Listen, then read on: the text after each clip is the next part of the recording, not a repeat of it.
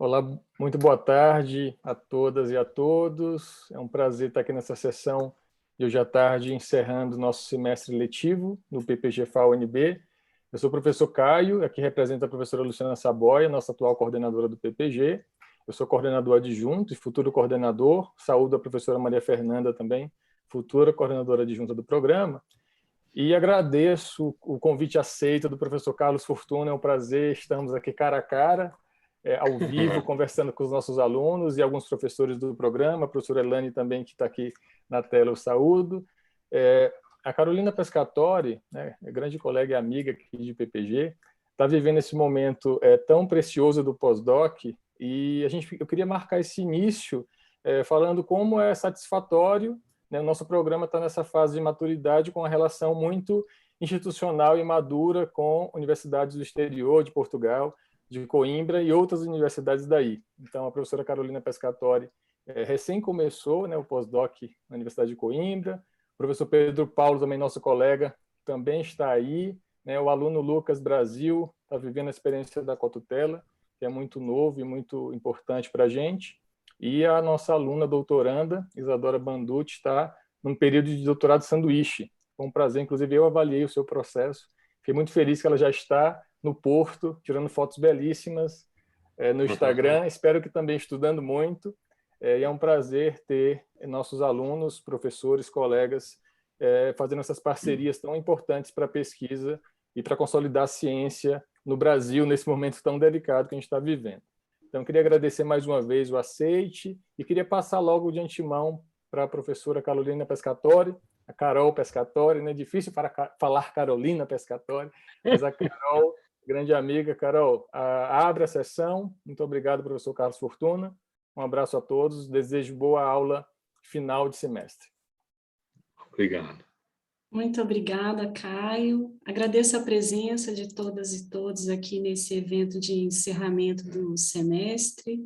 Eu tenho a alegria, então, de apresentar nosso palestrante da tarde ou da noite, a depender de onde você está. Mas aqui em Portugal já está anoitecendo, né? Então, hoje a gente tem a honra de receber o professor Dr. Carlos Fortuna para palestrar sobre o título Outras Urbanidades, Outras Sonoridades. O professor Fortuna é sociólogo de formação, tendo se graduado pela Universidade de Évora, tem mestrado e doutorado em sociologia pela SUNY, a State University of New York, é professor catedrático da FEU, que é a Faculdade de Economia da Universidade de Coimbra, e investigador permanente do SES, o Centro de Estudos Sociais. Ele é coordenador científico dos programas de doutoramento em Sociologia, Cidades e Culturas Urbanas.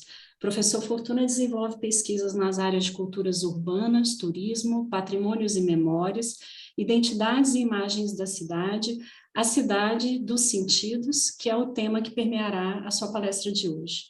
É autor de vários artigos e livros, dentre os quais nós destacamos a organização do livro Zimmel, a Ruína, Zimmel, a Estética e a Cidade, o livro, organização do livro Diálogos Urbanos, organização do livro Cultura, Formação e Cidadania, organização também do livro Plural de Cidade, os Novos Léxicos Urbanos, junto com o professor Rogério Proença, e mais recentemente, a autoria do livro Cidades e Urbanidades, que está aqui em minhas mãos, não sei se está dando para ver. Cidades e Urbanidades foi impresso em Portugal pela Imprensa de Ciências da Universidade de Lisboa no ano passado, mas ganhou uma edição brasileira pela editora Insular de Florianópolis. Eu vou disponibilizar, inclusive, o link no chat para todos que tenham interesse em conhecer a obra. Professor Fortuna, nossos agradecimentos em nome do programa, em nome dos alunos, alunas e colegas aqui presentes. A palavra é sua. Bom, quero começar por cumprimentar a todos os colegas, Caio, Carol, Pescatori, a Elane e a Fernanda, não?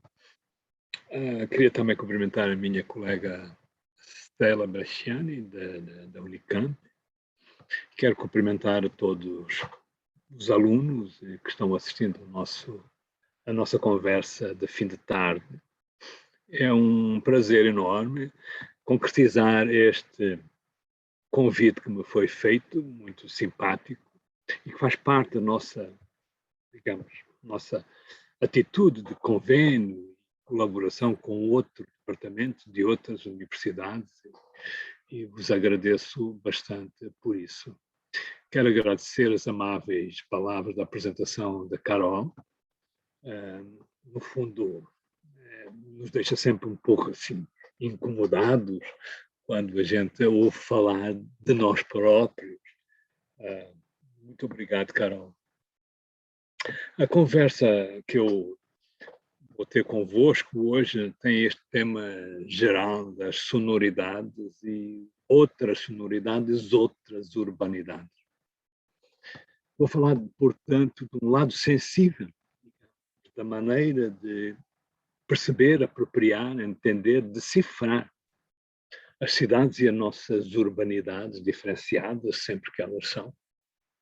Sendo que as sonoridades urbanas são um tema não muito trabalhado, não há muita investigação, nem muito investigadores dedicados a esse tema, concretamente no domínio das ciências sociais. Contudo, eu entendo que a questão das sonoridades é que eu tenho vindo a dar alguma atenção, é um recente, digamos, tem sido recuperado, talvez, recuperado o tema enquanto mecanismo de entendimento e compreensão da vida urbana.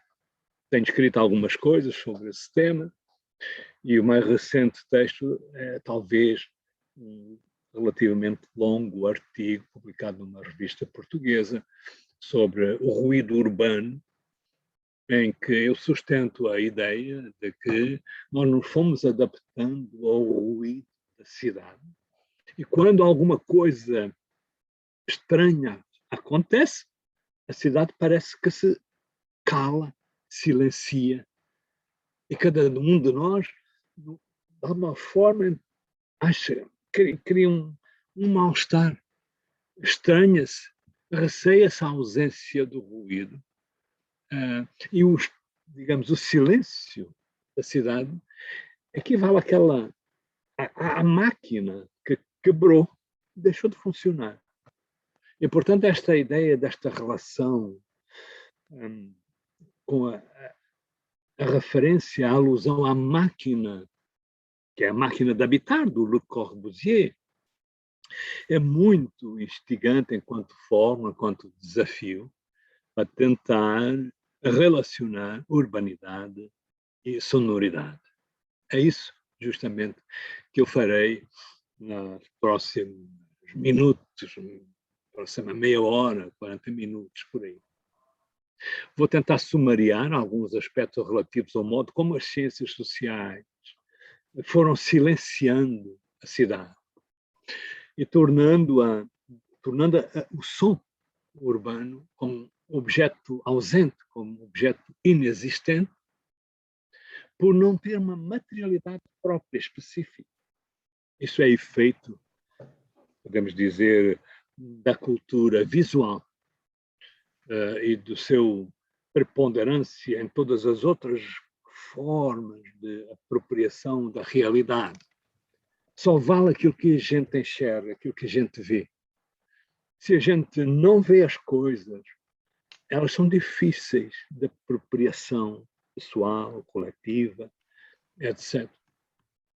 Por isso eu trago alguns contributos da sociologia, como, por exemplo, de um famoso sociólogo francês, Henri Lefebvre, que trabalhou aquilo que ele chamou a ritmo-análise, a análise rítmica das cidades, das urbanidades, que afinal não é muito mais do que um convite a sentir, tocar, a escutar, a mobilizar os nossos sentidos como critério da compreensão e entendimento do que é a cidade, os seus ruídos, os seus silêncios também.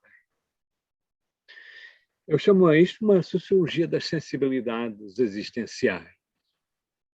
E acho que a ritmo-análise justamente nos ajuda, proporciona, digamos, um modo próprio de nos relacionarmos com o mundo à nossa volta.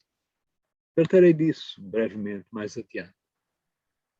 E é a partir dessa ideia das sensibilidades existenciais que eu trago o tema da pandemia para a nossa conversa. A pandemia esvaziou e silenciou as cidades.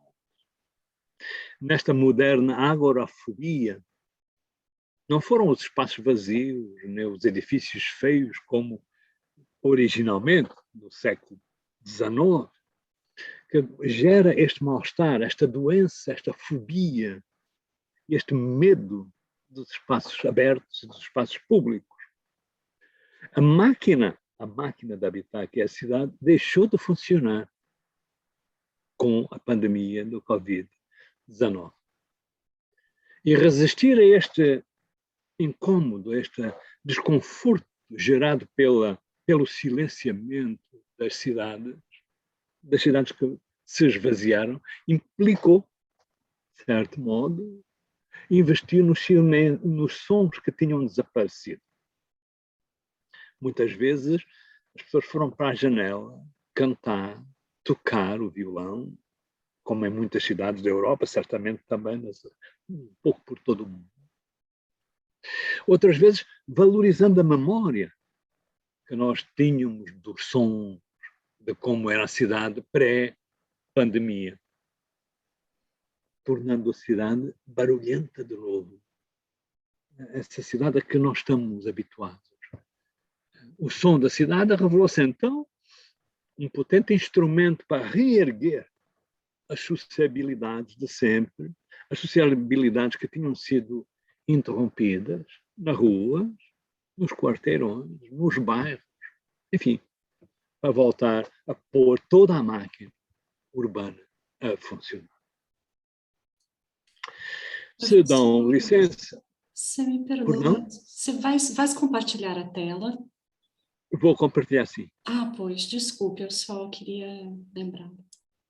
Não, tudo bem, vou compartilhar agora. E, portanto, ok. Outras urbanidades e outras sonoridades. Muito bem. Eu quero começar fazendo um pouco uma referência. O sentido, o que é que eu quero dizer com as outras urbanidades? Sinteticamente, as outras urbanidades são as urbanidades que a gente não presta atenção. São as urbanidades dos outros. São as urbanidades que não correspondem ao padrão que a sociologia urbana, falo do ponto de vista da sociologia urbana, quiser, sociologia das cidades, até como eu muitas vezes gosto de dizer. Portanto, são cidades ausentes do nosso quadro teórico e conceptual, do nosso quadro empírico, que se baseou desde as origens de meados finais do século XIX, fundamentalmente na experiência das cidades ricas, industrializadas da Europa.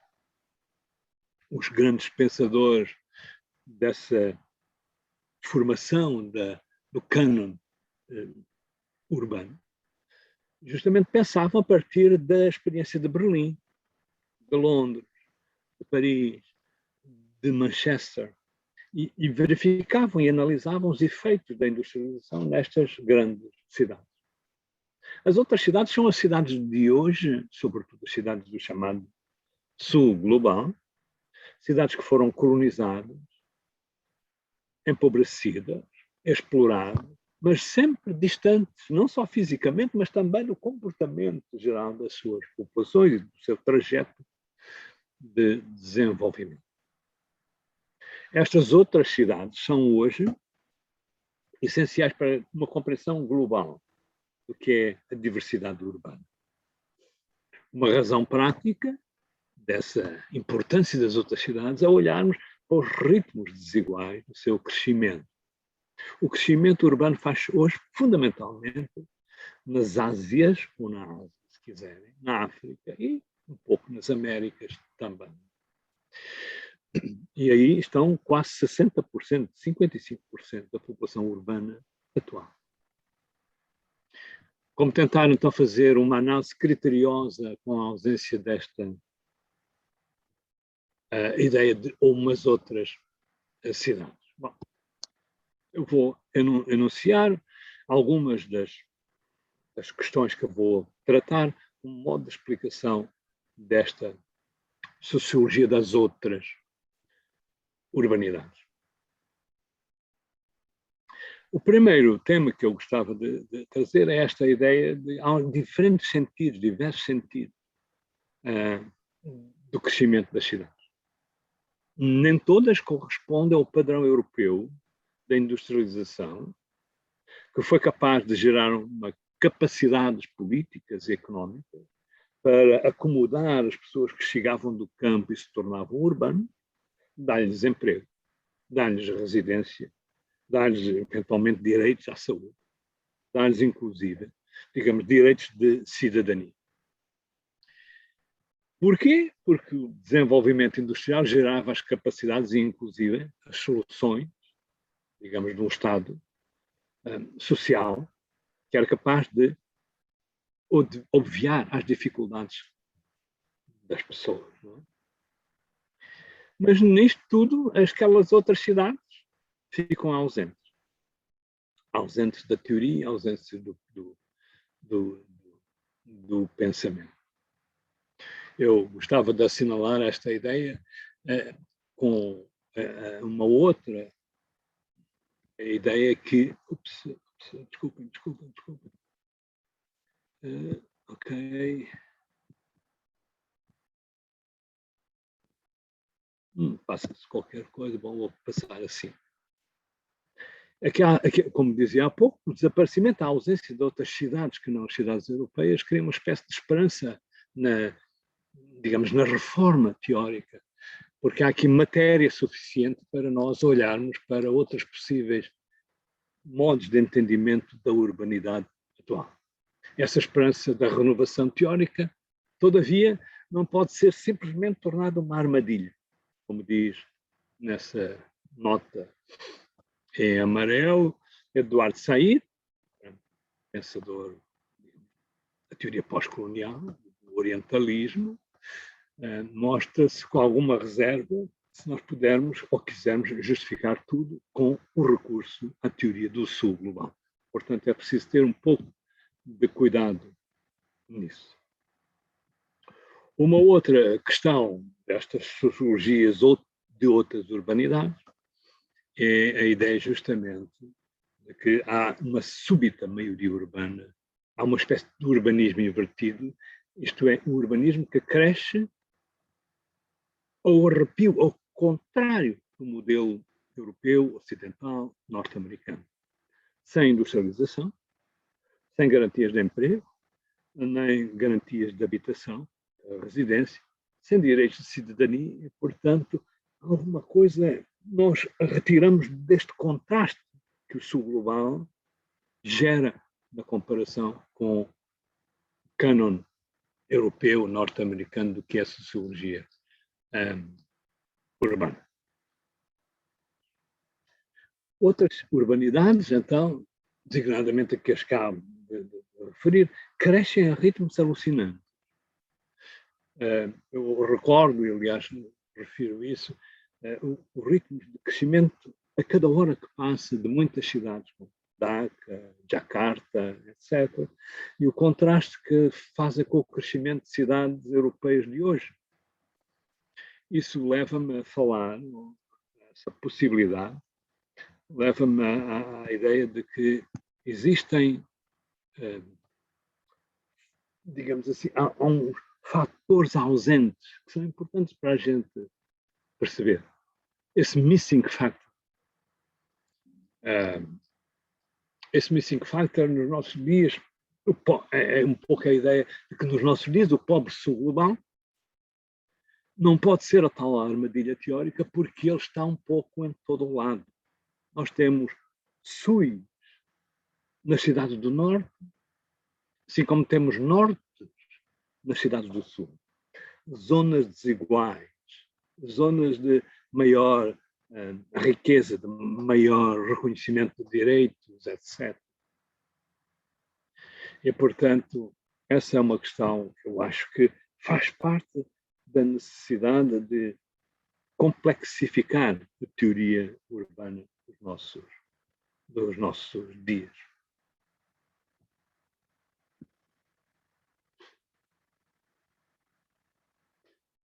A ideia de que as sociologias das outras cidades são também esta ideia de que as cidades antigas constituem, digamos, um passado de crescimento urbano, cidades europeias, que foram seguidas por umas cidades de, digamos assim, segunda geração, as cidades latino-americanas, as grandes metrópoles, enfim, São Paulo, Cidade do México, Buenos Aires, etc., que hoje já não têm um ritmo tão acelerado de crescimento, e depois, finalmente, umas outras cidades que são cidades, digamos, da terceira geração. A metrópole, por isso, é hoje entendida apenas como, ou tem que ser entendida pelo lado da sensibilidade das pessoas.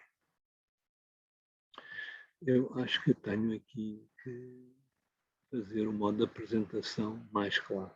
Opa, desculpa.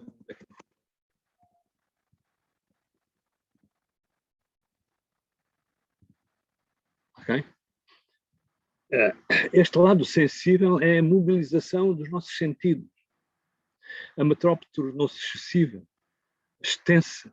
Não conseguimos mais ver os limites dessa cidade, a não ser que a gente faça o exercício de a compreender sonoramente, pelo olfato, etc., pelo tato, enfim, pelos sons dessa cidade.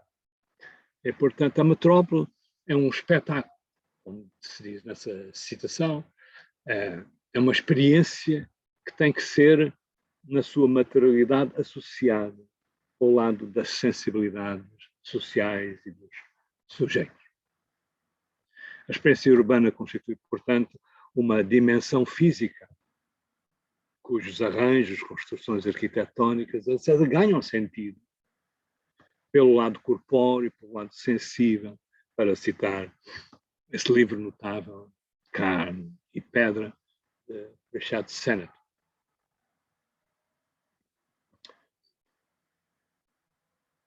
Por fim, eu diria que na descoberta das outras cidades, há um lado desconhecido que se vai revelando. E isso é realmente um grande enriquecimento da nossa perspectiva. Trago aí uma referência à ideia da preservação dos patrimónios, portanto, uma preservação do passado, o passado construído, que tem, digamos, um sentido de projetar a cidade no futuro. E fazendo, desse ponto de vista, criando um conjunto de palimpsestos de civilizações, tempos históricos, culturas, regimes de tempo, temporalidades, umas sobre as outras.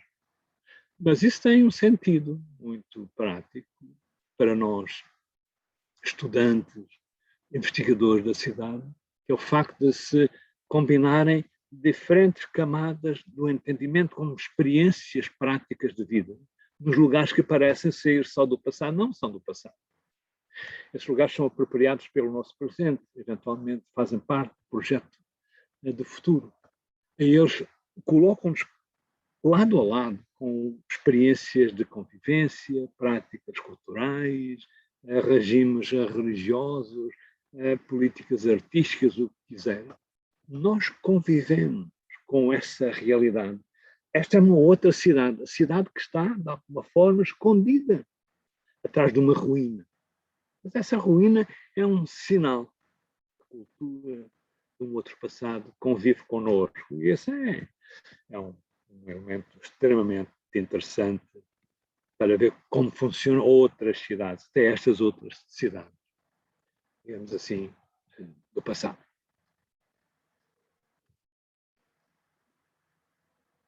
É aqui que eu acho que se pode fazer uma referência mais específica à maneira como as cidades são vistas ou apropriadas e, portanto, cabe aqui uma referência à pandemia e à agorafobia, que são, no meu entender, expressões semelhantes do mesmo fenómeno do receio, da patologia do social, da patologia do espaço público, do receio de estar presente, etc.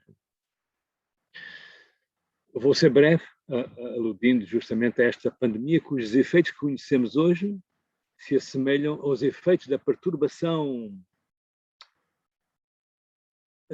mental, podemos dizer, psicanalítica, clássica de quando a ideia de agorafobia surgiu no pensamento ocidental.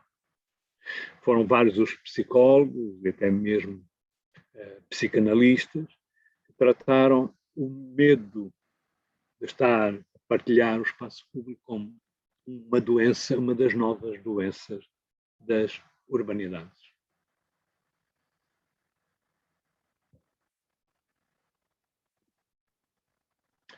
Uma forma de nós nos aproximarmos desta forma, desta modalidade de apreensão das outras cidades, é aquilo que Henri Lefebvre, este grande reformador da teoria urbana mundial, Henri Lefebvre sugeriu, já nos finais da sua vida, o termo de ritmo-análise como mais uma metodologia de entendimento do que é a cidade, ou como a outra cidade, a cidade que nos escapa, pode ser interpretada.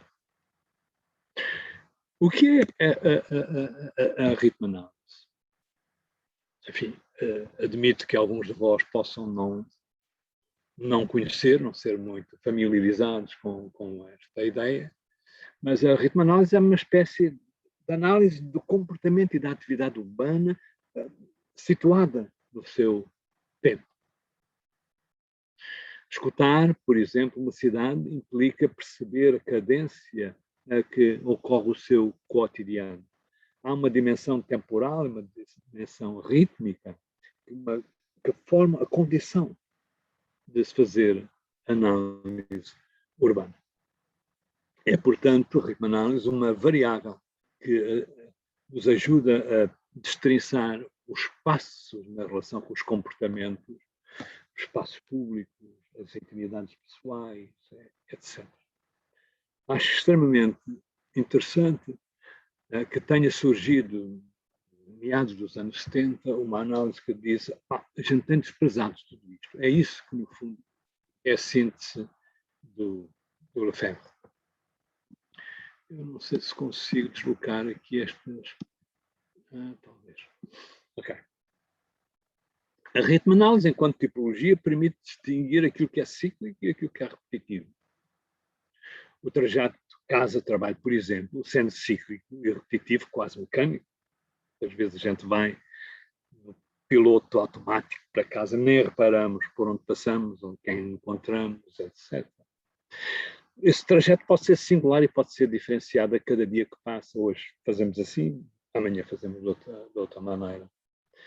Com quem nos encontramos, por exemplo, onde nos detemos por um instante, ou um intervalo na viagem, de regresso a casa, por exemplo, que lugares frequentamos, que experiências sensoriais experimentamos, que trajetos fazemos, e são tudo coisas que correspondem, digamos, ao entendimento do que é a ritmo-análise do Henri Lefebvre. Lá exemplos, nós podemos mobilizar alguns exemplos do que o Henri Lefebvre considera esta capacidade da ritmo-análise para explicar, tornar claro o entendimento do que é a urbanidade, a outra urbanidade. Tudo passa pelo nosso corpo. Caminhar, ou correr, encontros, multidões, isolamentos, tudo isso tem a ver com o modo como nós expomos o nosso corpo à cidade e reagimos com ele. as gestualidades, as convenções de acenar, de dizer hello, com a mão, não sei o quê. Tudo isso, dar as mãos, beijar na rua, o que seja, são exemplos que são importantes para nós percebermos de que são feitas as sensibilidades urbanas dos nossos cotidianos. Os odores, as cidades têm um cheiro, eventualmente os bairros têm cheiros diferenciados, uns atraem, outros criam uma certa reação, uma certa repulsa. Nós, muitas vezes, pelos cheiros, nós lembramos de coisas passadas, da casa da avó, do almoço de família em certos momentos, etc. Da morte e da doença, tudo isso tem um cheiro. Dos sons também, obviamente. Há os sons humanos e os sons não humanos, mecânicos, metálicos, etc. O ruído, o silêncio, remete-nos muitas vezes para realidades vividas que nós experimentamos. E isso normalmente está fora da análise material, objetiva, das cidades tal como já. É por isso que eu reclamo nós podermos incorporar estas outras dimensões. O tráfego, os ciclistas, os carros, os semáforos, tudo isso tem componentes importantes que nós podemos enriquecer a nossa análise se olharmos para estas outras dimensões mais ou menos desprezadas pela teoria convencional. Eu diria, aproveitando uma certa contributo recente do sociólogo alemão, que nós podemos, na verdade, falar desta incorporação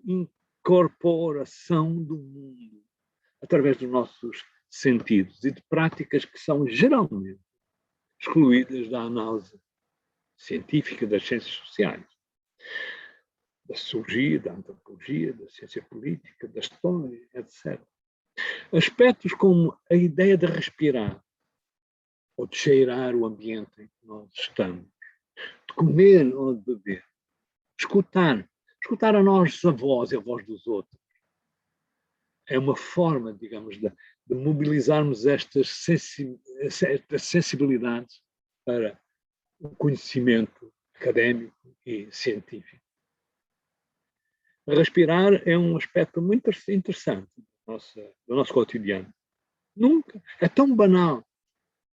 Respirar é algo que a gente faz desde o primeiro instante que nascemos.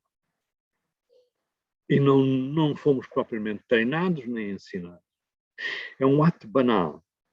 Só que ele foi, ao longo do tempo, transformado em exercício, eventualmente, demonstração de como nós podemos ser mais ou menos praticantes de modos diferenciados e seletivos de respirar.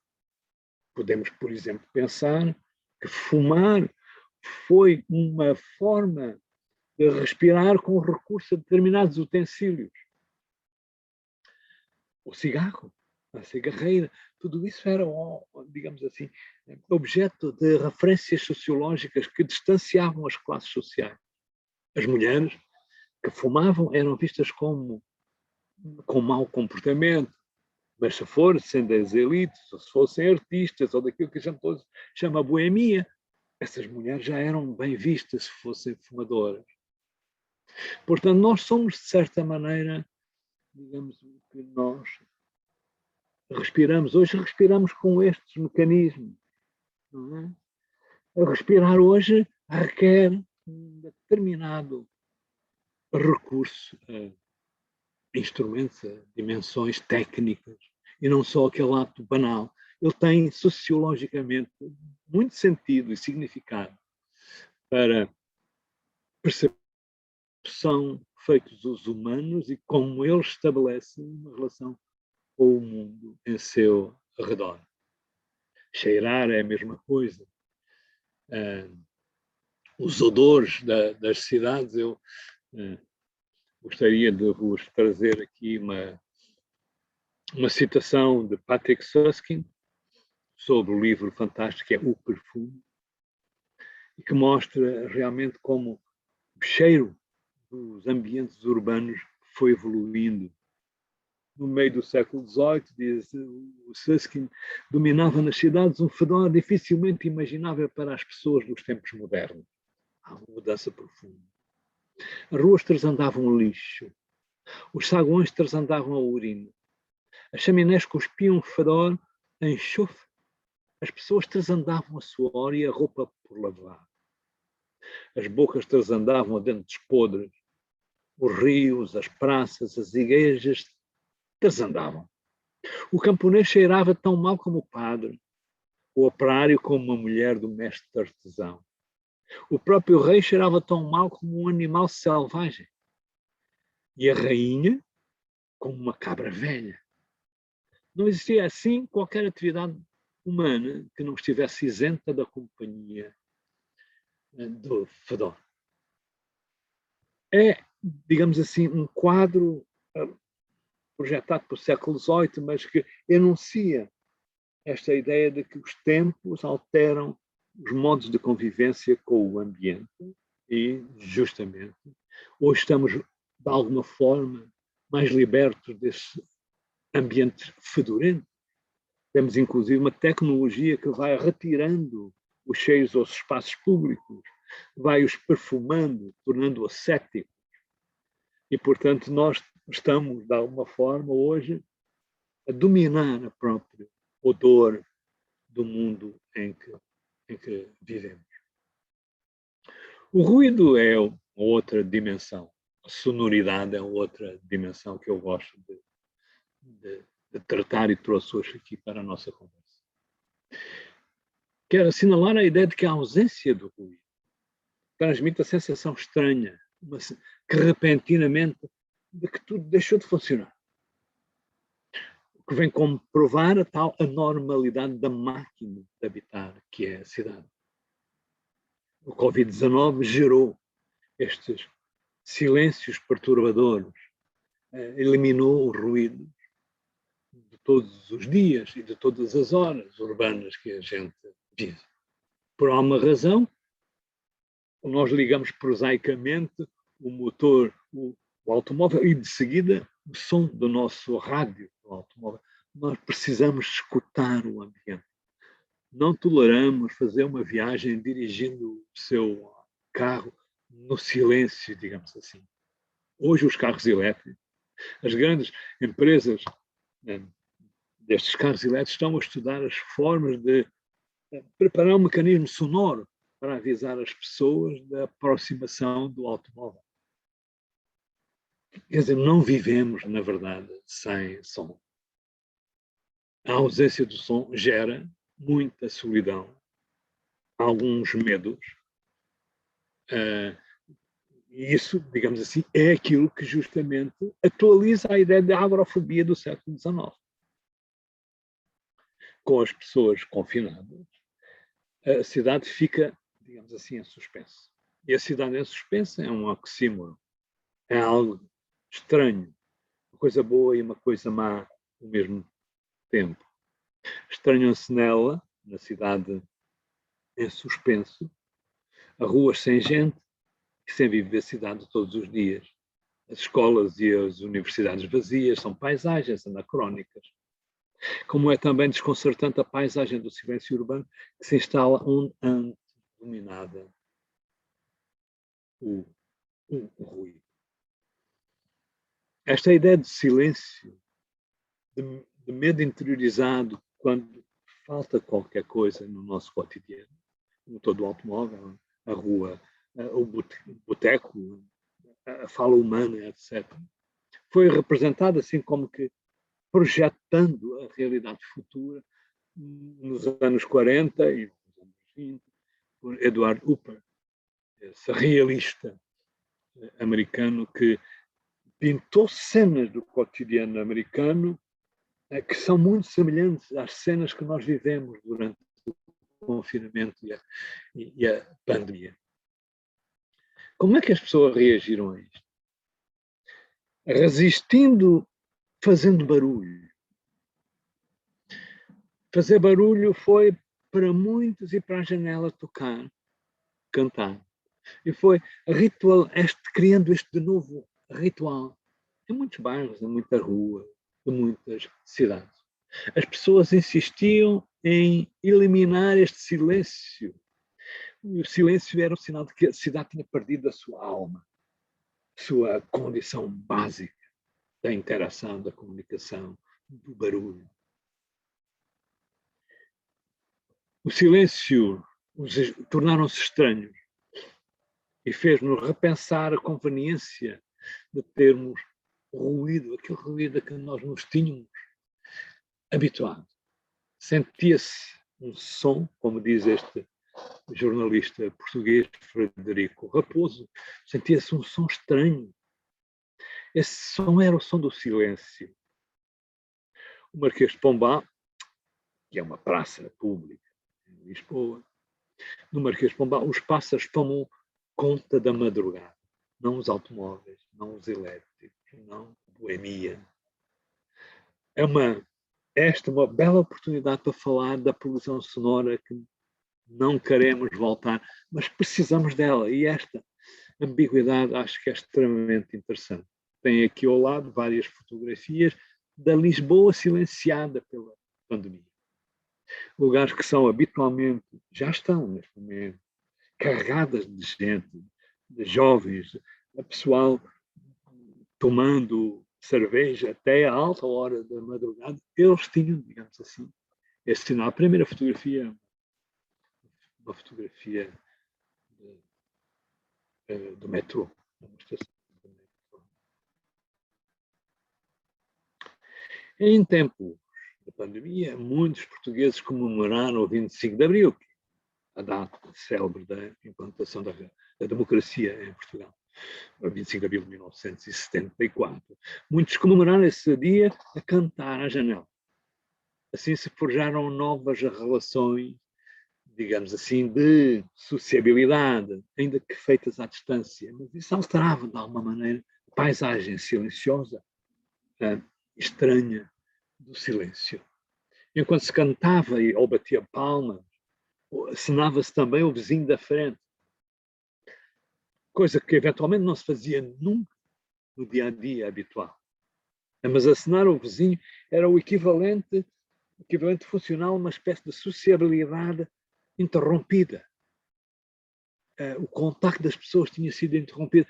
Agora, nós estabelecíamos contacto fazendo hello, e restabelecia-se, portanto, por breves instantes, esta ideia da pandemia de que tudo vai acabar bem. Vamos voltar à normalidade, a dizer hello, cumprimentar, apertar a mão, dar um abraço, beijar os familiares, etc. A pandemia, portanto, promoveu disposições para uma espécie de autocompreensão e convivialidade para com os vizinhos, principalmente os vizinhos idosos ou os vizinhos isolados. Mas sabemos que foram, sobretudo, as redes sociais, os grandes instrumentos do Facebook, os Twitters, etc., que geraram, digamos assim, uma interação, uma comunicação entre as pessoas isoladas, mas agora no contato, como nós estamos a fazer. À distância atlântica, nós estamos a comunicar em virtude das capacidades que a tecnologia põe à nossa disponibilidade. Não é? Eu queria dar-vos um exemplo, ou dois exemplos, destas tentativas de trazer de volta os sons da nossa cidade. Eu vou fazer soar durante um breve instante este fado. É muito interessante, porque esta Lisboa Nua é um fado cantado pela Valéria Carvalho, que é uma brasileira já estabelecida em Lisboa há algum tempo. Não muito, mas ela fala justamente desta Lisboa nua, calada. Eu acho que não fiz. Lisboa nua. Estão a ouvir o som ou não? Estão sim. Não compartilhei o som? Compartilhou, está perfeito. Sem querer, Lisboa nua, despida sem querer. Coitadinha de você, tão sozinha e vulnerável, sem sua gente amável. Lisboa não tem culpa porque Basta. Para aquilo que eu queria fazer, agora tenho que voltar à tela. Mas não está. Está aqui. Só que está tudo bem desorganizado. Ok. Portanto, aqui temos, digamos, uma canção que lamenta a tristeza da cidade silenciosa, da cidade desalmada, feita sobre Lisboa por uma cantante brasileira. Mas gostava também de fazer uma chamada da vossa atenção para o que as técnicas, de facto, eram senhoras, ou são senhoras, responsáveis pela Biblioteca Pública de Nova Iorque fizeram. Elas gravaram um CD com os sons habituais da Nova Iorque pré-pandemia. É extremamente interessante porque é um contributo para gerar, digamos, os antídotos do mal-estar, da estranheza, da solidão. Não, vamos ouvir os sons antigos de Nova Iorque. A grande Nova Iorque, naturalmente, semelhante a muitas outras cidades, também se tinha calado com a pandemia. Calaram-se as suas 460 e não sei quantas estações de metrô, que deixou de circular nos 1056 quilómetros de carris e ferrovias. À medida que em maio de 2020 começaram a reduzir-se as restrições do confinamento, gradualmente a cidade voltou a soar e a tornar-se barulhenta por inteiro. Surgiram então muitos relatos saudosos do ruído que tinha desaparecido como sinal das boas-vindas a casa. O ruído passou a ser bem visto, bem-vindo. É muito curioso. Na história social do ruído, que é sempre o ruído dos outros, e, portanto, a impertinência dos outros, o incómodo que os outros geram, agora era bem-vindo. E este lado da relação da sonoridade com a urbanidade não posso deixar de vos assinalar. Vamos ver um pouquinho deste CD, os Missing Sounds, os sons ausentes da Nova Iorque foram recuperados então por esta edição. From musical soundtracks underscored by footsteps along crowded Manhattan streets, to trains rumbling, then coming to a screeching halt at a subway station. It's become a part of the city's soundtrack we've all grown to love. These sounds make New York, New York. Os sons fazem Nova Iorque, Nova Iorque.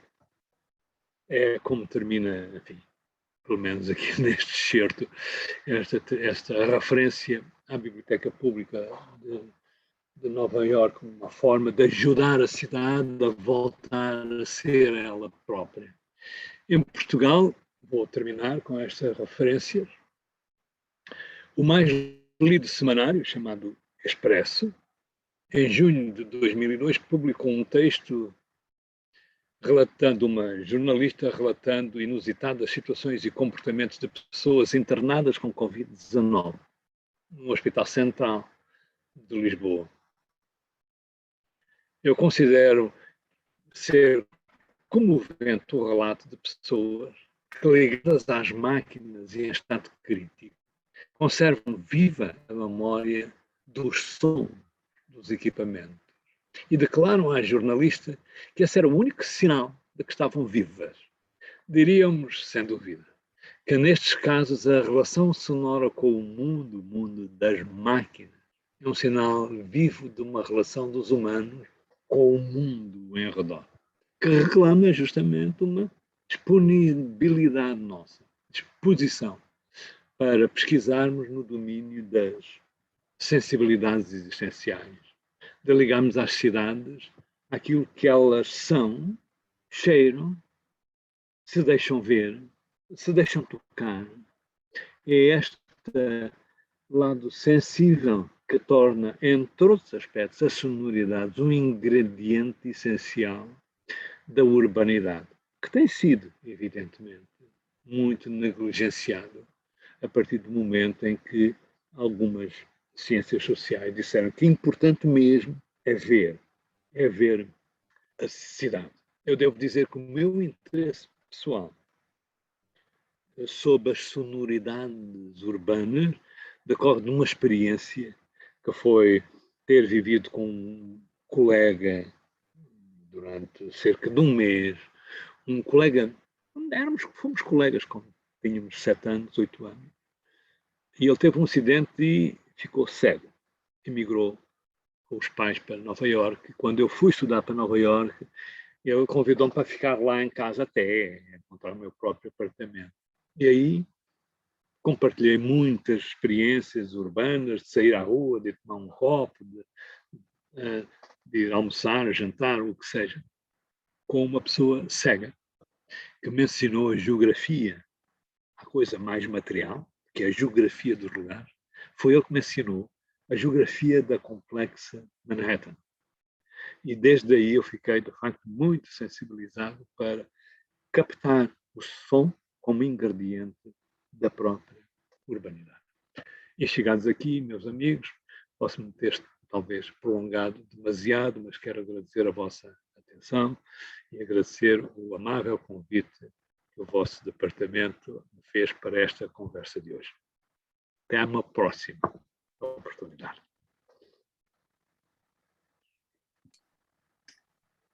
Muitíssimo obrigada, professor Fortuna, pela palestra tão inspiradora, né? Um chamado a uma leitura multissensorial da cidade, do seu cotidiano, a incorporação, né? Um chamado também à incorporação ao campo científico, historiográfico, social, de sensibilidades ampliadas, né? Sensibilidades existenciais, como disseste, né?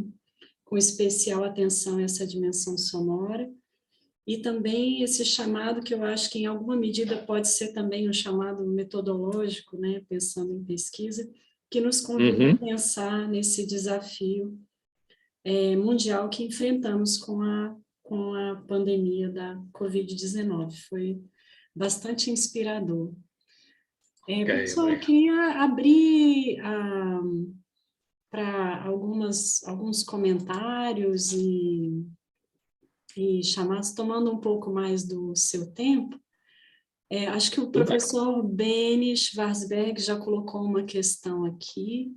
Vou ler, só um minutinho. Bom, Beni diz, parabéns ao professor. Uma questão, ele coloca: Beni, você não quer falar a sua... Tô te vendo aí só agora. Não quer ler sua questão ao professor Carlos? Acho que fica mais interessante do que a minha voz.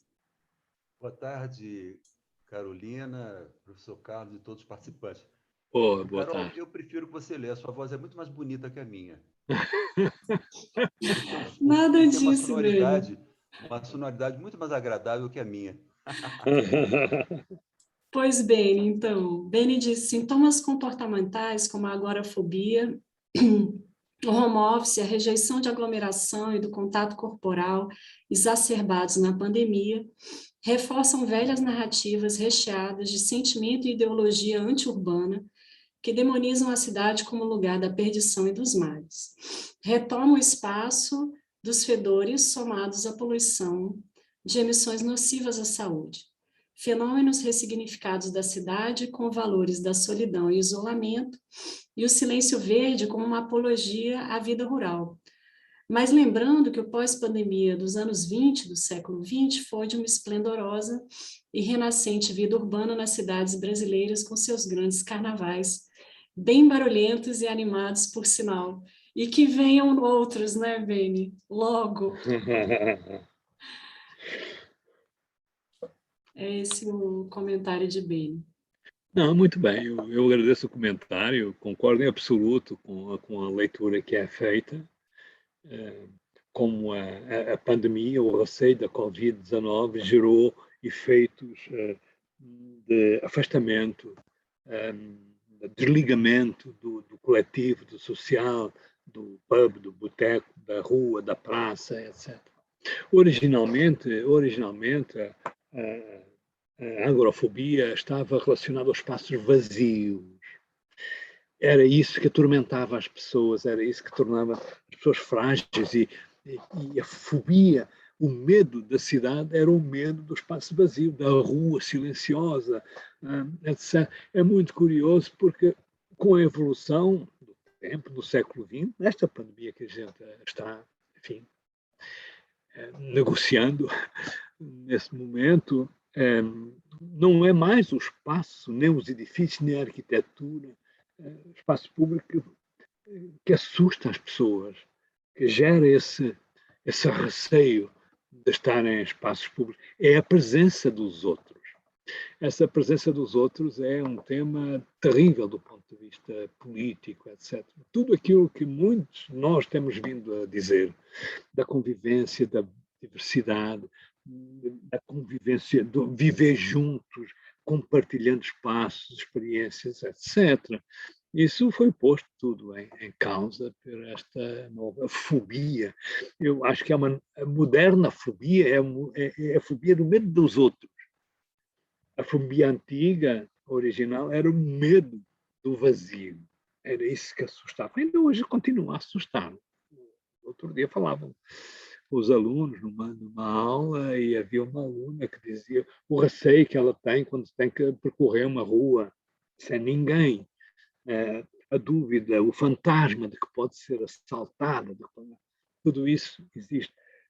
Mas, para lá disso, a pandemia moderna criou esta agorafobia, a fobia do coletivo, a fobia da presença pública, da partilha, e isso tem um significado político e enfim, com reflexos no arranjo espaciais da cidade tremendo, muito importante. Eu te agradeço, então, Benny, o seu comentário. Muito bem, muito obrigado. Temos mais uma questão aqui do aluno Pedro Brauli. Pedro, por favor, se você estiver com o microfone. Você está me ouvindo? Sim, super bem. Pode colocar o seu pergunta. Boa tarde. Eu vou só ler aqui minha pergunta, né? Inclusive, eu queria agradecer pela palestra. Eu pesquiso também o tema das sonoridades nas cidades e realmente é muito interessante, e por isso a sua palestra é muito valiosa para o meu percurso acadêmico, né? Mas, então, a minha pergunta. Entendemos que os ruídos das máquinas tomaram conta das cidades, de modo que alguns lugares perdem uma certa relação com a natureza. Seria essa nova paisagem sonora uma evolução natural, pois os ruídos se tornam parte da cidade e fazem falta quando não estão presentes? Ou requer-se uma intervenção ecológica para resgatarmos os sons perdidos? Obrigado. Obrigado, Pedro. Também acho muito acertado o seu comentário, a sua avaliação. Eu diria sobre isso que o ruído mecânico das máquinas, dos motores, dos aviões, dos elétricos, dos ônibus, etc., quando apareceram, passaram a ser o ingrediente principal da sonoridade urbana. De tal maneira que, inclusive, os futuristas italianos escreveram peças, fizeram coisas lindíssimas, enfim, muito curiosas, de boas-vindas ao ruído. Luigi Russolo é talvez o mais conhecido futurista dos anos. Ele publicou em 1913 um livrinho chamado A Arte do Ruído. A Arte dos Ruídos é toda uma narrativa de que ser moderno é apreciar o ruído dos motores, das máquinas e acabar com essa coisa do silêncio. Isso é uma coisa antiga, medieval, em que o ruído era, quanto muito, devido à presença urbana. E isso é pouco interessante para o Russolo. O que é bom, o que é novo, o que é moderno, o que é futurista é o barulho da máquina, né? É muito interessante. E acho que por isso a gente pode dizer, eu digo isso num texto, que o Russell e outros artistas, outros pintores, ele era pintor originalmente, depois virou, digamos, músico. Os artistas foram, em grande parte, os responsáveis pela fácil acomodação coletiva de todos nós ao ambiente ruidoso da cidade.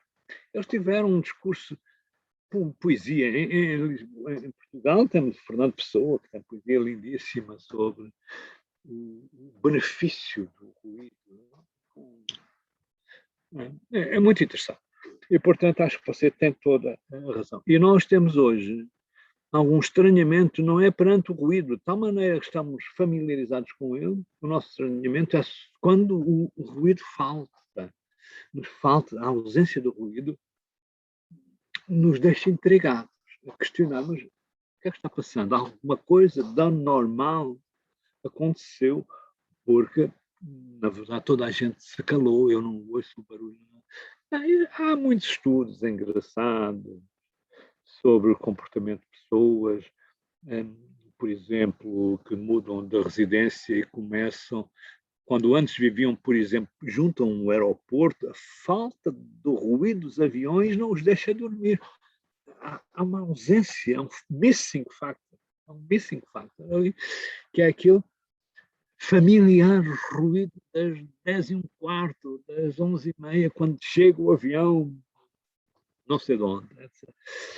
E, portanto, o nosso comportamento vai ficando muito assim, nós estamos assim. O Brasil tem muita cidade ruidosa, extremamente ruidosa. É incrível, aquelas lojas grandes, aqueles armazéns que põem aquelas caixas de som na porta e para vender, não sei o quê, e a gente passa naquela rua, é uma nuvem extremamente ruidosa, e temos moços andando de motoreta e com as caixas de som também fazendo publicidade, o comércio, a venda de produtos, das lojas e armazéns. Isso faz parte do nosso cotidiano hoje. E negligenciar isso, eu acho que é uma perda enorme da riqueza da urbanidade. Por isso, Pedro, bom trabalho, vá nessa linha, bons ouvidos para perceber a cidade. Muito obrigado pelo comentário. Fico feliz que Pedro conversou com você, professor, que tem tempo que eu estou a falar dos seus textos para Pedro. Ok. Temos só mais duas perguntas, acho que é possível, professor? Sim. Então, vou chamar o Cristiano Pacheco para fazer sua pergunta, depois a Tauana. Por favor, Cristiano, tem microfone? Então vou ler. O Cristiano está sem microfone. Então, o Cristiano pergunta: já que estamos em um grupo com maioria de arquitetos, como o senhor sugeriria aos arquitetos aqui presentes para utilizarem a sociologia da sensibilidade existencial para uma possível arquitetura auditiva, em que possamos ter um planeamento mais voltado para a análise da relação do homem, ecologia sônica, em vez de apenas métodos técnicos e acústicos? Essa é a questão dele, algumas sugestões. É uma questão simples, Cristiano. Essa é a solução. Você espera que eu dê uma solução para como fazer essa arquitetura? Pois é, vou me refugiar naquela posição mais, não sei, ridícula dos sociólogos. Eu só analiso as coisas, eu só analiso o impacto do ruído, eu não ensino a fazer arquitetura, nem urbanismo mais ou menos conviviais do ponto de vista da nossa relação com o mundo pelo som. Não sei se essa sua questão tem resposta, mas eu sugeria, Cristiano, uma tese de doutoramento sobre isso. Quem sabe, se quem sabe se traz uma luz é importantíssima para isso. Tudo aquilo que eu conheço sobre a relação da arquitetura com sonoridade é muito técnico, na verdade, é muito técnico. E não me agrada assim tanto ler essas coisas. Já li algumas coisas muito interessantes sobre, sei lá, como construir um hall de música, como é que se diz? Uma sala de concertos, etc. E a recuperar as sonoridades e as acústicas desses ambientes. Mas isso é uma coisa, e outra coisa é da minha incompetência técnica estar a dizer como fazer, digamos assim, uma arquitetura sensível à questão das sonoridades. Portanto, desculpará, Cristiano, eu fico por aqui. Para Tinha fechar, uma outra pessoa. sim, eu vou passar a palavra para a Tauana, que tem uma última pergunta para a gente fechar aqui nosso espaço de debates. Boa tarde. Obrigada, Carol. Boa tarde, professor. Obrigada pela sua disponibilidade e de apresentar aqui para nós essa palestra que deu um olhar mais sensível assim, né, para a nossa realidade urbana. Minha pergunta tendo em vista assim, esse olhar mais sensível para a cidade, claro, mais focado assim, para a questão das sonoridades, mas que apresentou com a ritmo-análise, né, outras categorias, né, que envolvem essa questão da percepção e da vivência do espaço urbano. Eu queria saber assim, um pouco de você, quais as dificuldades e possibilidades, talvez até exemplos de estudos que você avalia assim, dessas categorias aplicadas em análises e estudos científicos em escalas mais amplas, né, que abarquem assim uma escala urbano-regional, se há uma limitação dessas categorias quando aplicadas em estudos desse tipo, ou se você consegue apresentar possibilidades que possa reverberar nesses estudos. Obrigada. Sim. Eu não captei a Tauana, ok. Obrigado, Tauana, pela sua questão. Bom, aquilo que normalmente nós temos mais frequente na pesquisa é a elaboração de mapas sonoros das cidades, etc., em que se mapeiam os espaços de maior ou menor intensidade sonora. E nós sabemos, de facto, que isso leva a uma série de políticas locais, municipais, de resguardo de algumas áreas, por exemplo, chamados edifícios sensíveis, como sejam as escolas, os hospitais, etc., devem estar protegidos do impacto ruidoso de muitas máquinas, aeroportos, aviões, etc. No domínio da ritmo-análise, eu conheço uma experiência de uns arquitetos milaneses que fizeram um mapa da praça pública de Milão através de colocar um vídeo gravaram 24 horas durante o dia, o ambiente de uma determinada praça de Milão e, no fundo, captaram não só a intensidade do fluxo humano atravessando a cidade, a praça, etc., mas também as suas sonoridades. Achei esse trabalho, digamos, muito curioso, porque é ritmo-análise lefebvriana 100%. Vamos ver como esta praça se comporta do ponto de vista das sonoridades e como ela pode ser associada ao ritmo das pessoas, à intensidade das pessoas, ao facto dela circular. E, portanto, isso dá um mapa ao longo das 24 horas muito interessante. Aqui há uns anos estive numa instalação em Belo Horizonte justamente sobre os ritmos sonoros das cidades e, portanto, era uma instalação muito simples, mas muito instigante, porque apresentava várias áreas, vários lugares, praças e ruas de Belo Horizonte, a várias horas do dia, e nos forneceu os sons que nós podíamos captar daquele ambiente, naquela praça, àquela hora do dia. Então nós escutávamos, de facto, os ambientes sonoros matinais e depois ao final da tarde e à noite, escutávamos o som, inclusive. Acho muito, muito rico e pareceu-me muito fácil de fazer.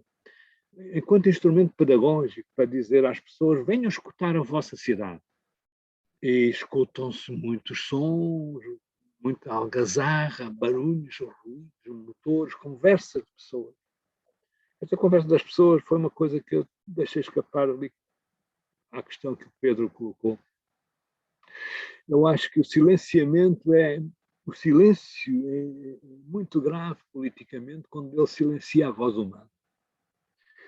Se silenciarmos os motores dos aviões, dos ônibus, é uma coisa, se silenciarmos a voz das pessoas, é outra coisa. Se não os deixarmos falar, se não os deixarmos cantar, essa é uma diminuição da qualidade da cidadania urbana.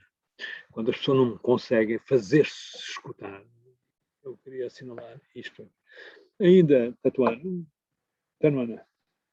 uma outra coisa, lembrei de, como chama aquele parque lá, justamente de Belo Horizonte,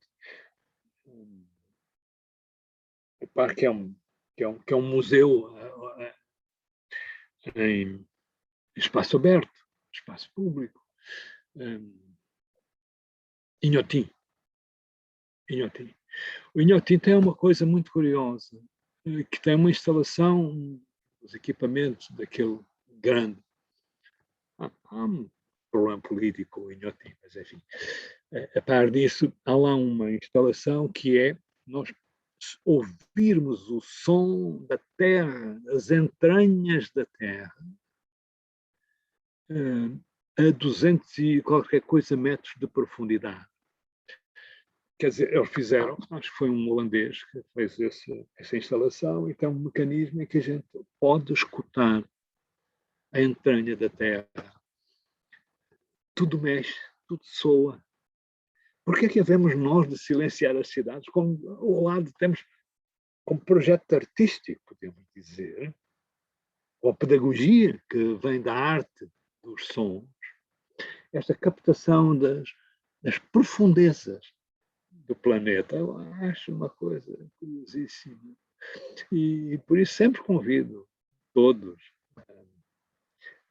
a Tauana e o Pedro e o Cristiano, a terem os vossos ouvidos alerta para captarem tudo. Captarem tudo. A sonoridade é um ingrediente mal querido, negligenciado, mas é realmente muito curioso. Eu acho que, desse ponto de vista, eu até me atrevo a dizer que um pensamento crítico é um pensamento capaz de incorporar estas dimensões sensoriais, sejam sonoras ou outras, de como as cidades funcionam e estão organizadas. Obrigado, Tauana. Bom, então, com a pergunta da Tauana, a gente encerra aqui o nosso espaço de debate, reforçando imensamente, professor Fortuna, a sua disponibilidade, a generosidade de partilhar essa apresentação tão instigante com todos nós. O programa de pós-graduação da Faculdade de Arquitetura e Urbanismo da Universidade de Brasília agradece muitíssimo. Eu é que estou agradecido. E só queria deixar um registro para uma mensagem que apareceu aqui no bate-papo final. Já não sou capaz de reproduzir, mas alguém que diz que adora ouvir o barulho da cidade. É isso aí. Eu acho que isso nós temos que aprender também a gostar dos nossos objetos e a gostar da experiência urbana. Não cancelar aquilo que a gente não gosta, não. Temos que aprender com aquilo mesmo que nos desgosta, que nos incomoda, e fazer disso a riqueza do nosso bem-estar com a pesquisa, com o trabalho técnico, científico, etc. Carol, meus queridos colegas, estimados estudantes. Foi um prazer enorme. Espero não ter sido muito longo e muito chato para vós. Gostei bastante deste momento de cooperação com o vosso Departamento de Arquitetura e Urbanismo. Foi um prazer enorme. Vos agradeço a todos a vossa gentileza e desejo também as melhoras da Luciana rápidas. Quem puder dar um abraço para ela, por favor. São os meus votos de rápida recuperação. Muito obrigado a todos. Muito obrigada, professor. Boa noite para quem está aqui, boa tarde para quem está acolá. Okay. Tchau. Obrigada Tchau. a todos que participaram hoje. Obrigado. Boa noite.